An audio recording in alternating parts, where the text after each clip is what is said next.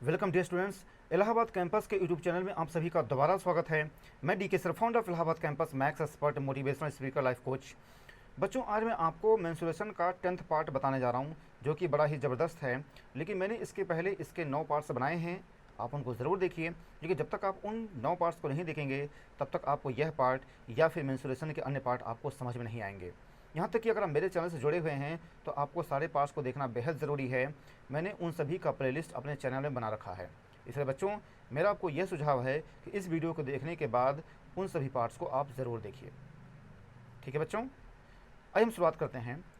बच्चों, इस सेगमेंट में हम मेंसुरेशन के 10th सेगमेंट में हम जो भी आइसोसीलस ट्रायंगल को लेकर के या फिर इसके जो कुछ सवाल बनते हैं, या फिर जो जो मोस्ट बहुत ही इसके पेरीमीटर को लेकर के, इसके एल्टीट्यूड को लेकर के बहुत तरह के इसमें सवाल बनते हैं।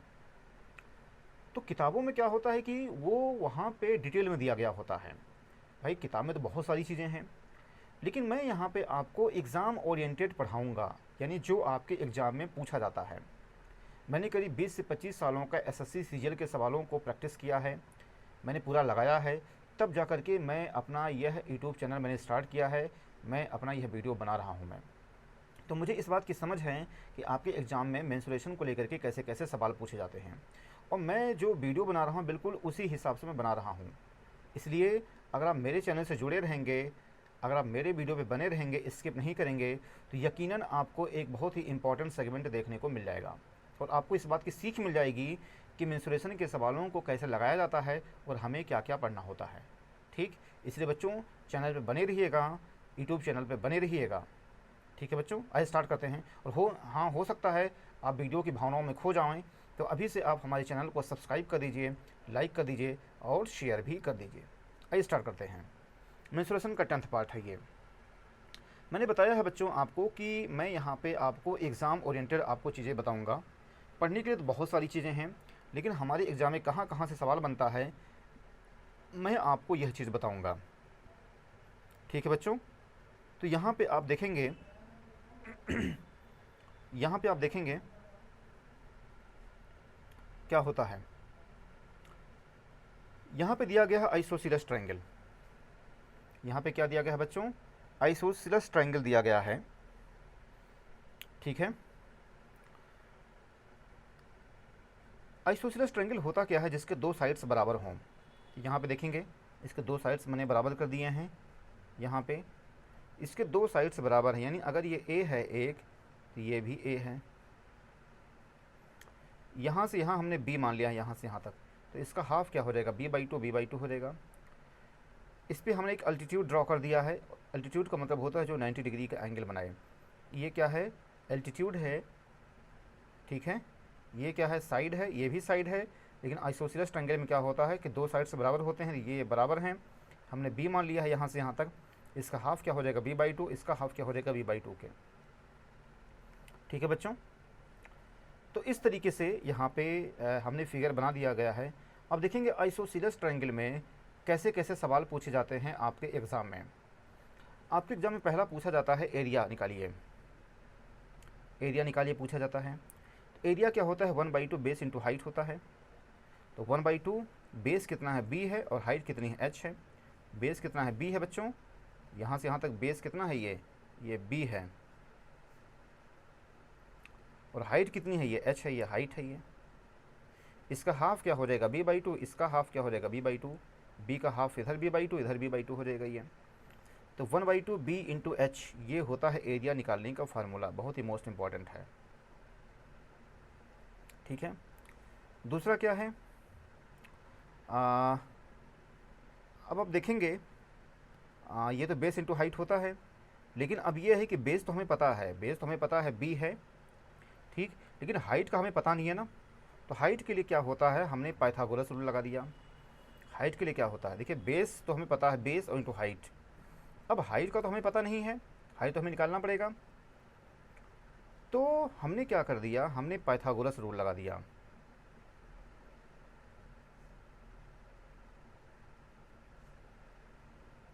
हमने यहाँ पे पाइथागोरस थ्योरम लगा दिया।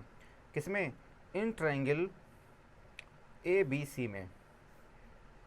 ठीक है, मतलब इस ट्रायंगल में, मतलब यहाँ से यहाँ तक, इसमें हाफ में हमने पाइथागोरस रूल लगा दिया।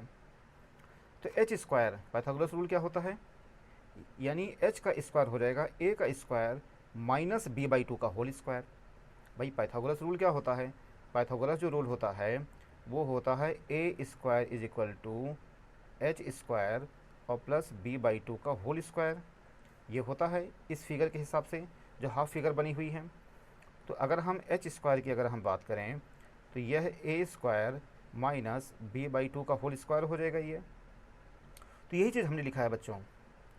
एच स्क्वायर क्या होता है, a square minus B by two का होल स्क्वायर के, a square minus B square by four, हमने इसको सिंप्लीफाई कर लिया, four a square minus B square by four, यानी 1/2 under root four a square minus B square के। ये इसका क्या हो गया, ये इसकी हाइट हो गई। तो इस हिसाब से अगर हम बात करें जो एरिया हो जाएगा, जो एरिया हो जाएगा 1/2 बेस, और हाइट कितनी आई है 1/2, यहाँ से यहाँ वाली हाइट है under root four a square minus B square के। तो एरिया हो जाएगा b/4 under root four a square minus B square के। यानी ये डायरेक्ट आप फार्मूले का यूज़ करेंगे जब भी कोई आइसोसेलेस ट्रायंगल आएगा और आपसे कहा जाए एरिया निकालने के लिए, तो इस फार्मूले का आप डायरेक्ट यूज़ करेंगे। अगर आप यह फार्मूला नहीं पता होगा तो बेटा आपको पूरा यह सॉल्व करना पड़ेगा, पूरी कहानी आपको कहनी पड़ेगी, इसमें आपको काफ़ी समय लग जाएगा। इसलिए मेरा सुझाव ये है कि जो इसका जो फार्मूला है ये आइसोसेलेस ट्रायंगल का, उसका आप सीधे याद कर लीजिएगा। वो होता है b/4 under root four a square minus B square की, ये होता है। एक बार फिर से आप देख लीजिए क्या होता है। ये आइसोसेलेस ट्रायंगल मैंने फिगर बनाया है, इसके दो साइड हो गई ये, और यहाँ से यहाँ तक b हमने मान लिया है, इसका हाफ b/2 हो जाएगा। ये इसका एल्टीट्यूड है। एरिया क्या होता है, बेस इंटू हाइट होता है, बेस b है, हाइट हमें पता नहीं है। हाइट हमने जो निकाल लिया, यहाँ से हमने हाइट निकाल लिया, यहाँ से पाइथागोरस थ्योरम से ए स्क्वायर क्या हो जाएगा, ये भाई ये 90 डिग्री का एंगल है, आपको पता ही है। ये हो जाएगा ए स्क्वायर हो जाएगा एच स्क्वायर, ए स्क्वायर हो जाएगा एच स्क्वायर प्लस b/2 का होल स्क्वायर हो जाएगा ये। तो एच स्क्वायर क्या हो जाएगा, ये ए स्क्वायर माइनस b/2 का होल स्क्वायर के। यही चीज़ है हमने यहाँ पे लिख दिया है। एच स्क्वायर हो जाएगा ए स्क्वायर माइनस b/2 का होल स्क्वायर के। हमने इसको सिंप्लीफाई किया, a square minus B square by four हो जाएगा ये। एच स्क्वायर क्या हो जाएगा, four a square minus B square by four हो जाएगा ये। एच क्या हो जाएगा, under root four a square minus B square by four हो जाएगा ये। हमने इसको सिंप्लीफाई कर लिया, इतना आ गया।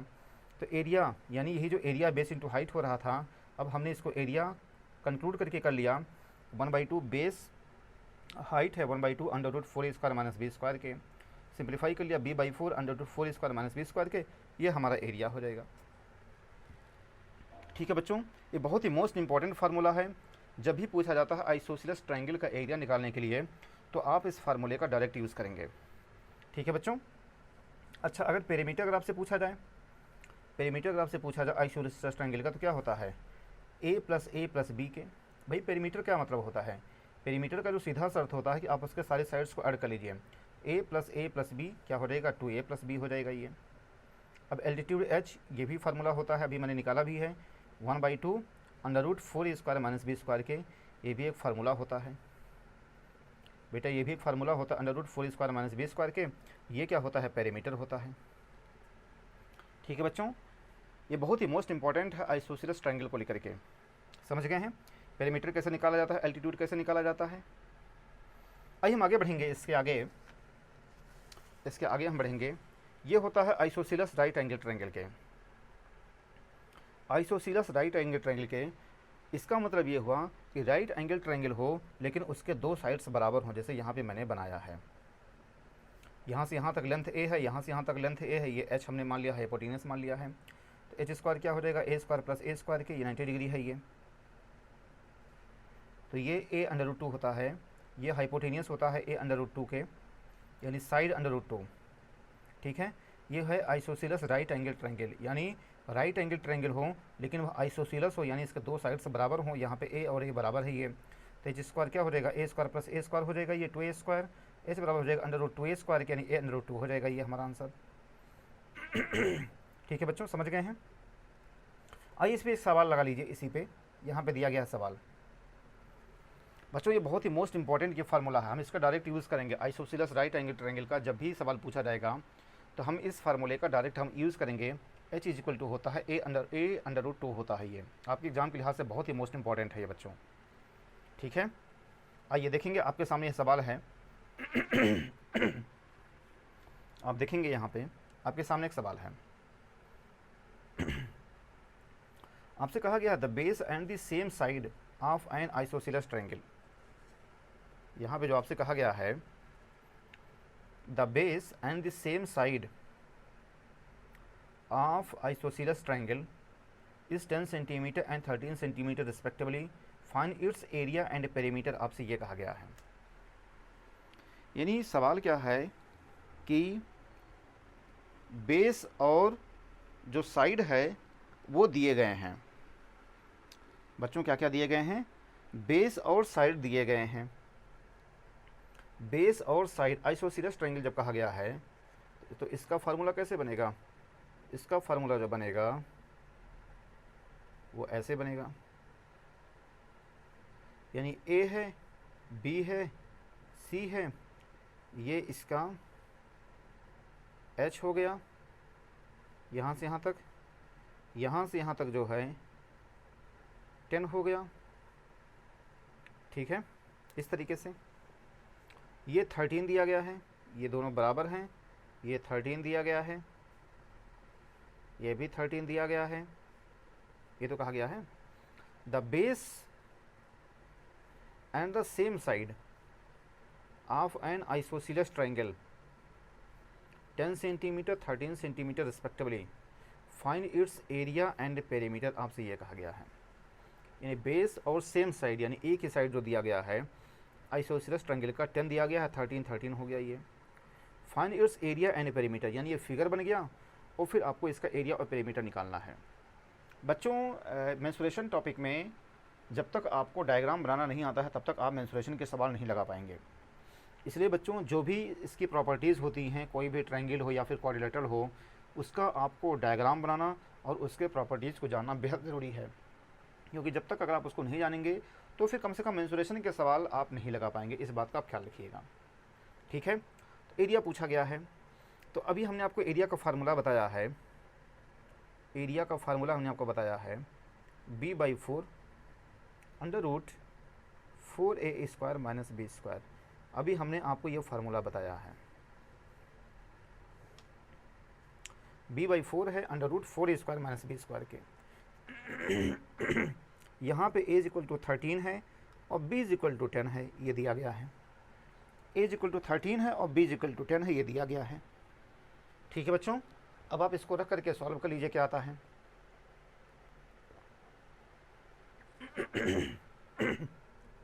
सॉरी बच्चों, ये हो जाएगा 10/4 √4a², 13 का स्क्वायर माइनस 10 का स्क्वायर हो जाएगा ये।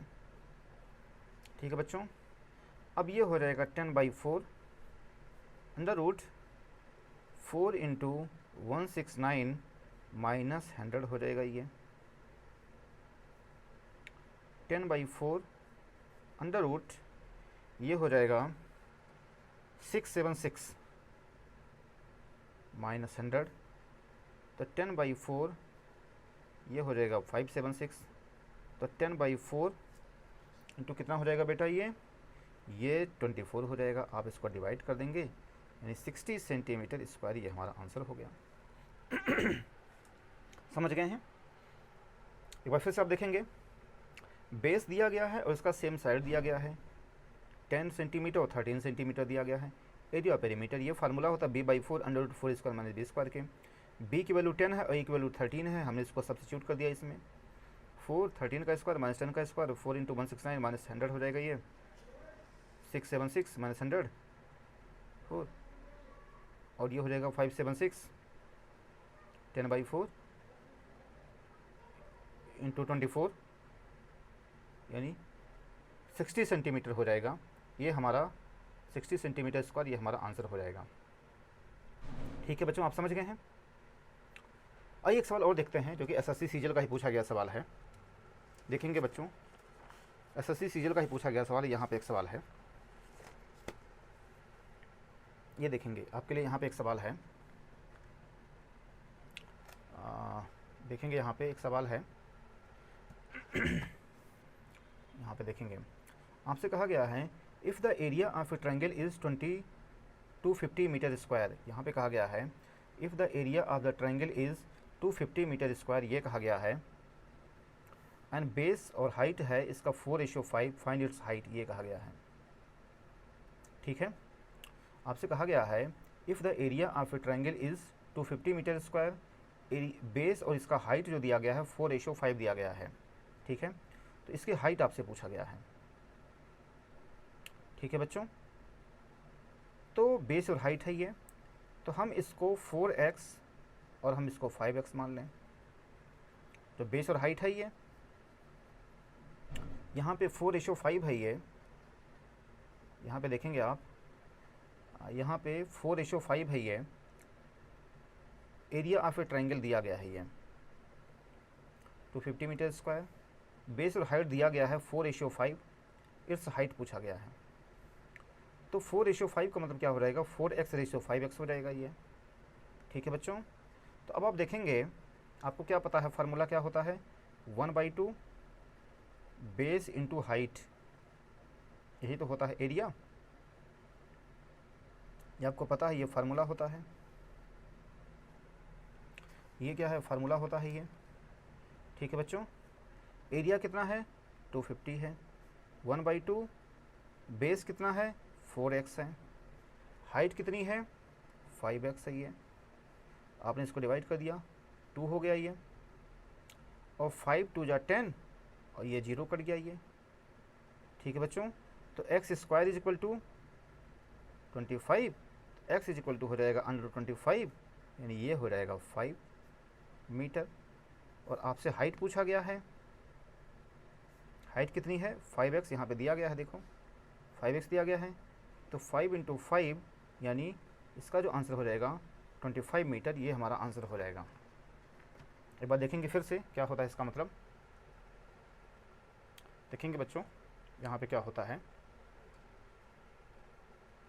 ये सवाल है, if the area of triangle is 250 metre square, base ratio height जो है 4:5 है, फाइंड इट्स हाइट। एरिया क्या होता है 1/2 बेस इंटू हाइट, एरिया 250 और बेस कितना है 4x हो जाएगा, और हाइट यहाँ पे 5x हमने मान लिया। यहाँ पे 2 2 जा 4 और 5 2 जा 10 और एक 0 कट गया इधर से, 25 हो जाएगा, इधर बचेगा x स्क्वायर के, x स्क्वायर हो जाएगा 25 के हो जाएगा ये, x इज इक्वल टू 125 यानी 5 मीटर हो जाएगा ये। हाइट आपसे पूछा गया है, हाइट क्या होता है 5x होता है, 5 × 5 यानी 25 मीटर हो जाएगा। जो भी हमारा आंसर आएगा यानी हमारा ही आंसर हो जाएगा 25 मीटर। मैंने ऑप्शन इसका नहीं लिखा है, मैंने इसका ऑप्शन नहीं लिखा है। ठीक है बच्चों, आप समझ गए हैं। यहाँ पे बच्चों आपके लिए मैं होमवर्क में दे रहा हूँ, यहाँ पे ये होमवर्क है आपके लिए। फाइंड द एल्टीट्यूड आपसे ये कहा गया है, फाइंड द एल्टीट्यूड आपसे कहा गया है। ये फिगर दिया गया है 13 13 10 दिया गया है, आपसे इसका एल्टीट्यूड पूछा गया है, यानी h की वैल्यू पूछा गया है। आपसे क्या पूछा गया बच्चों, एल्टीट्यूड पूछा गया है। बच्चों आप इसका जवाब कमेंट बॉक्स में ज़रूर दीजिएगा। जो भी आपको मैं होमवर्क में देता हूँ वीडियो बनाने के बाद, आपसे मैं कहता हूँ कि आप इसका जवाब कमेंट बॉक्स में दीजिएगा, तो बच्चों आपको देना चाहिए। भले ही आपको आता है तो भी जवाब दीजिए, नहीं आता तो भी आप वहाँ पे ज़रूर लिखा करें कि हाँ सर मुझे नहीं आ रहा है, आप मुझे बता दीजिए।